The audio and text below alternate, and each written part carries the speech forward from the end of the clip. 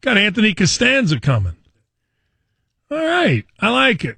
Hey, boss, how many years you been in the NFL now? 27? I'm going into 9. When you were drafted, you came on my show, and I saw a picture of you and all these women, and they were all beautiful. And I said to you, you probably don't remember, I said, man, you just hang out with hot women. And you're like, well, that's my mom and my sister. So I gotta apologize to you for that 10 years ago. Hey, the apology is better late than never. Right. But yeah, they're all beautiful women. Right. What have you learned in your time? What have you learned? What have I not learned? I've learned to not freak out every time I get beat because it's the NFL and that happens sometimes. I've learned countless things about technique. I've learned so much about how the game works in terms of schemes. I mean, I was an idiot when I was a rookie. Isn't that amazing? Yeah, it's crazy. Like, did you come in? I'm sure you came in and you wanted to learn, and you were, because you've been great. I mean, you've been a starting left tackle in the NFL since the moment you arrived. But my guess is you thought you knew a little bit about the NFL. You ever look back and go, man, I didn't know jack? Yeah, I mean, I didn't know jack. I mean, I will say I don't think that I came in kind of expecting that I didn't know jack, but I was extremely right in that I didn't. Right. Yeah. Did last year help you? I mean, I don't know exactly why, but you missed the first 5 games and you came back different for you because you always played, right? How was that for you? It was definitely weird, having to watch games because I'm not used to that.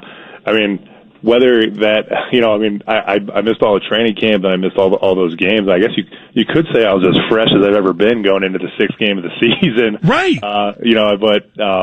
But yeah, I mean, obviously I would have preferred to not be coming off an injury, but I did learn some things. I think, in talking with the coaches here, I started to get some days off during the week, and we realized how important just keeping me fresh is and how much that helps my game on Sunday. But you never had that experience before because you always played, so you never knew. Exactly, yeah. Sometimes you're just kind of ignorant to things. Right. I mean, if you're just playing, why have you been so durable? I don't really ever think of any time as the off season.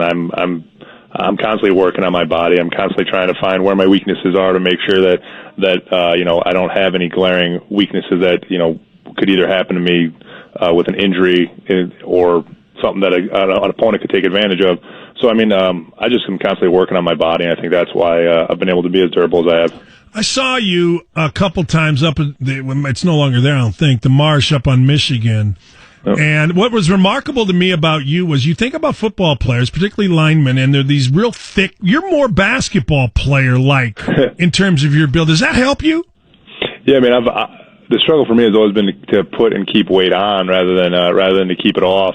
But I grew up playing basketball, and I've always done that. And I think playing post defense is basically the exact same thing as pass protecting, because you think about it, a post move is really no different than a defensive end's move to get to the quarterback.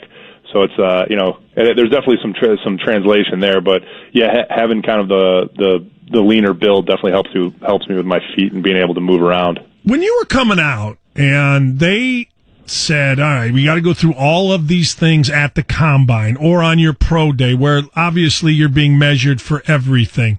Did you think at the time that it was ridiculous that you had to look at all these measurements? And now do you look back on it and think, well, maybe they were right, longer arms do help, that kind of thing?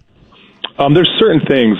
So I still think that the film is kind of the main thing that tells the story, and for offensive linemen, I think that's kind of the story that you kind of understand that's the main thing. But you realize how many different drills and change of direction drills, and the way that you can stick your foot in the ground and actually move your body rather than stand up first and then move your body. There's a lot of different force transfer that happens in a lot of those drills that then you watch film and it's the exact same thing on the field. So you understand just a guy being able to get his body into certain positions is actually really important. So I kind of understand why they do it. Yeah, because I'm guessing when you're coming out of college, you're like, look, I'm just going to kick this guy's ass and forget about it. What, right? Absolutely. It's definitely much more of a meathead mentality in college. So what do you do now that you're a little older? How has your regimen changed? My first, I think, 3 or 4 years in the league, I was doing double sessions every day in the off season. I can't do that anymore. Right. I do one really tough workout, and I've understand the value of rest too. Yeah. So like if I wake up and my body's not feeling it for a workout, I know that I got to find something else to do, or I got to do rehab that day.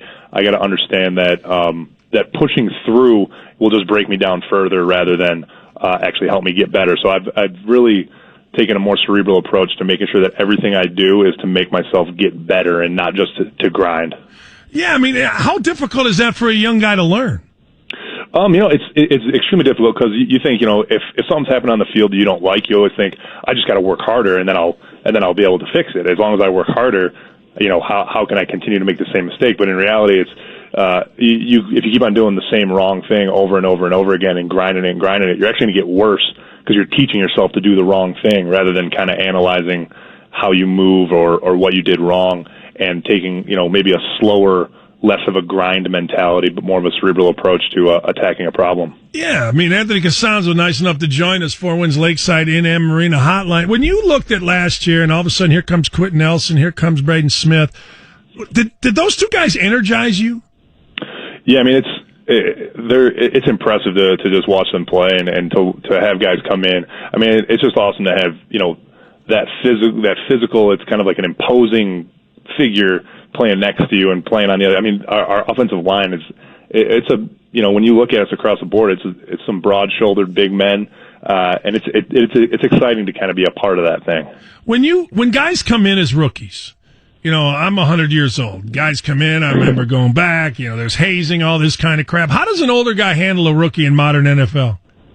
I think it varies from room to room. Our place here is I think if you're a rookie coming into the Colts, you're pretty lucky because I'm not really into the brutal hazing. I definitely like to let them know they got their little jobs that they got to do to get to kind of earn their way in the NFL. But everything that we do here is geared towards making sure guys can perform on the field. Because if you're hazing a guy, and I mean being a rookie in the NFL is hard enough as it is. If you're taking a guy who had potential to be good and you ruin him mentally, all you're doing is hurting the team. So being a rookie for the Colts, you definitely got drafted the right spot. I mean, so you're talking about, hey, bring the donuts, do whatever, that kind of stuff. As opposed to just little things. But, really nothing personal, nothing brutal. And no one's getting tied to a goalpost with honey on their sack, and next thing you know, you got No, none of that, yeah. What's the most you ever scored in a hoops game? I was more of a defensive specialist. I did not score many. I honestly don't even know. I stopped playing my senior year. Oh, you did? I always say that I stopped playing just as I started to get coordinated enough to be good. But, that's anybody will say that when they stop playing a sport. I stopped just as I was about to be really good. Right.